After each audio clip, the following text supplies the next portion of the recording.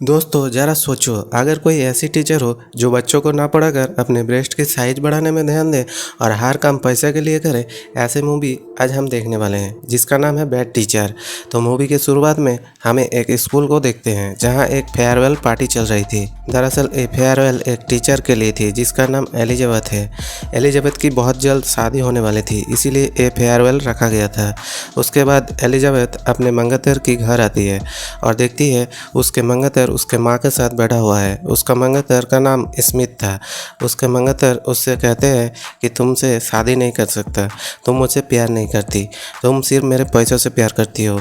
उसके बाद एलिजाबेथ कहती है कि देखो स्वीट डैड, ऐसा कुछ भी नहीं है, तुमसे बहुत ज़्यादा प्यार करती हूँ, तुम्हें कोई गलतफहमी हुई है।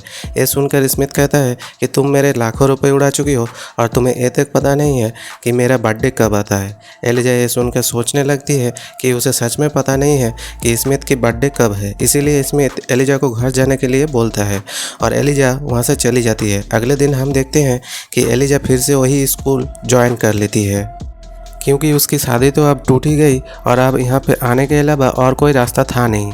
उसके बाद एलिजा जब स्कूल में आती है तो वो लिन से मिलती है। जब वो दोनों स्कूल के कैंटीन में खा रहे थे तब एलिजा उससे कहता है कि ये नौकरी मुझे पसंद नहीं है, तो अपने ब्रेस्ट की सर्जरी कराकर और भी हॉट दिखना चाहती हो, पर वो करवाने के लिए मेरे पास पैसा नहीं है।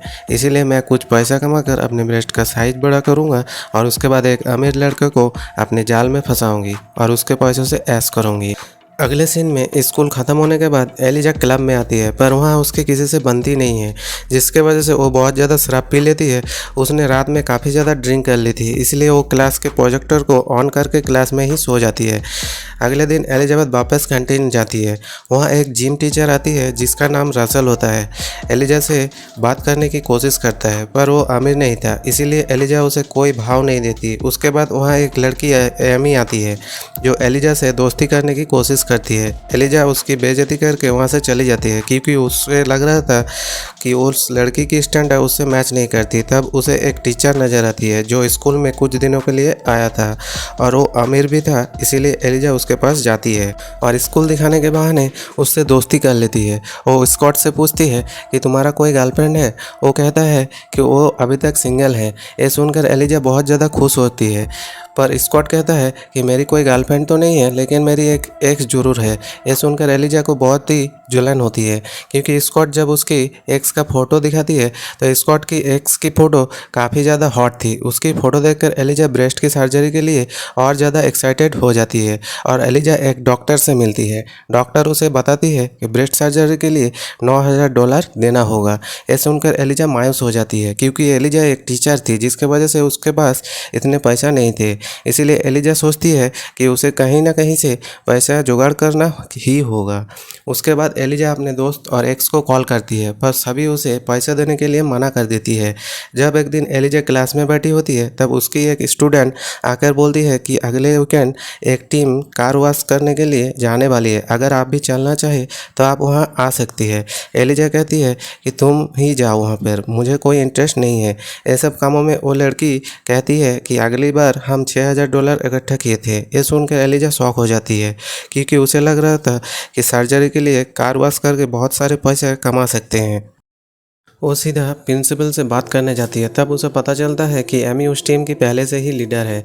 तब एलिजा प्रिंसिपल को थोड़ा फ्लैट करती है और उस टीम की लीडर बन जाती है। दूसरे दिन हम लोगों को कार वॉश करते हुए देखते हैं। वहाँ पर एलिजा भी आती है और वो थोड़े छोटे कपड़े पहनकर कार वॉश करने लगती है, जिसके वजह से वहाँ कारों की लाइन लग जाती है और बहुत सारे लोग उसके पास आने लगते हैं। एलिजा कारों को वॉश करने लगती है।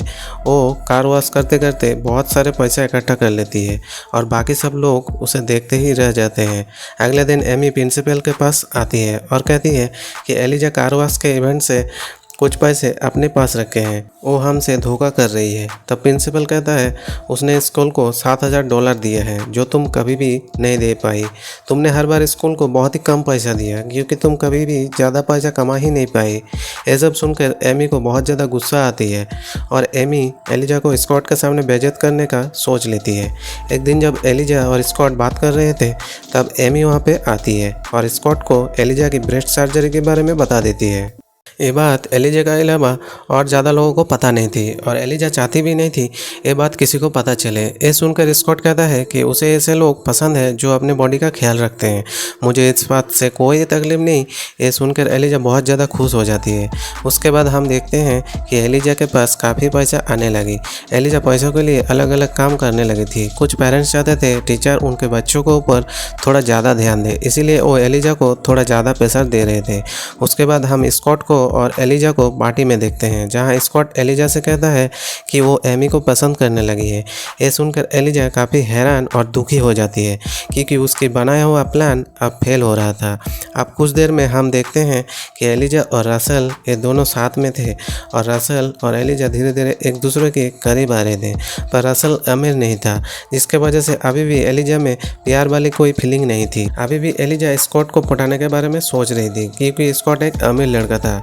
अगले दिन स्कॉट एलिजा और लिन को क्लब में बुलाता है। इस बात से एलिजा बहुत ज़्यादा खुश हो जाती है। एलिजा क्लब में जाती है तब वो देखती है कि वहाँ एमी आई हुई है। यहाँ पर स्कॉट एमी के लिए गाना भी गाता है।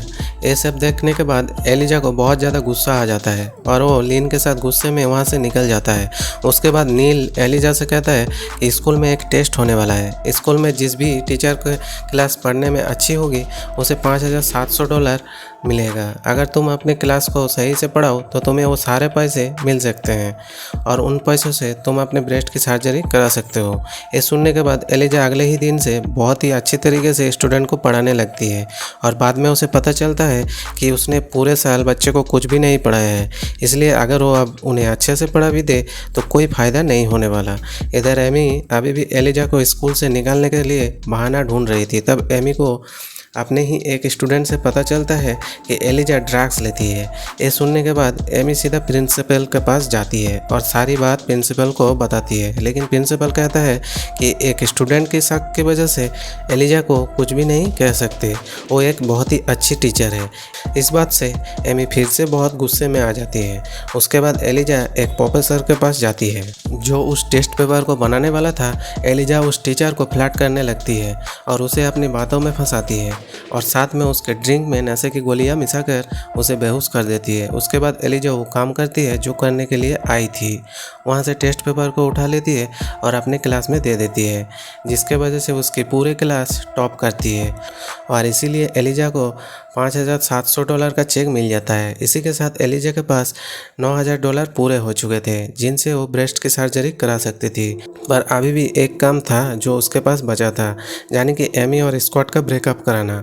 ये करने के लिए एलिजा एमी को एलर्जेटिक एप्पल खिला देती है, जिसके वजह से कुछ टाइम के लिए एमी को चेहरा ख़राब हो जाता है और वो स्कूल पिकनिक में नहीं आ पाती। उसके बाद एमी को जब ये पता चलता है कि उसके साथ ये सब एलिजा ने की है, तब वो बहुत ज़्यादा गुस्से में आ जाती है और सोच लेती है कि अब तो उसे एलिजा से बदला लेना ही होगा।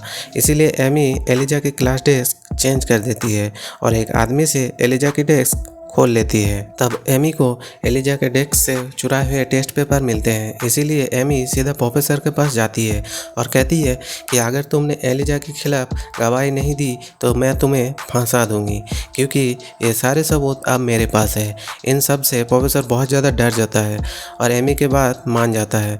उसके बाद एलिजा स्कॉट के साथ पिकनिक में बिताया हुआ मोमेंट की फ़ोटो को भेजती है, जिसे देख के एमी को लगता है कि स्कॉट उसे धोखा दे रहा था।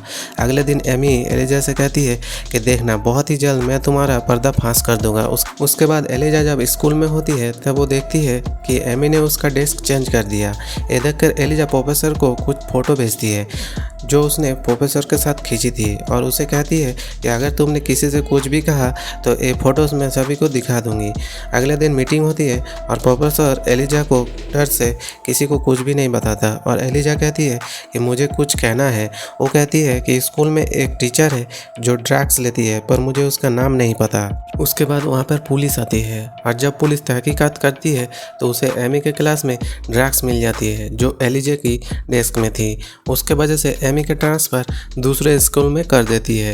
एलिजा भी स्कॉट का पीछे छोड़कर रसल के पास चली जाती है और उससे कहती है कि वो उससे बहुत ज़्यादा प्यार करती है। और इसी के साथ ये मूवी का द एंड हो जाती है। तो दोस्तों, वीडियो अच्छी लगी है तो वीडियो को लाइक और चैनल को सब्सक्राइब जरूर करना है।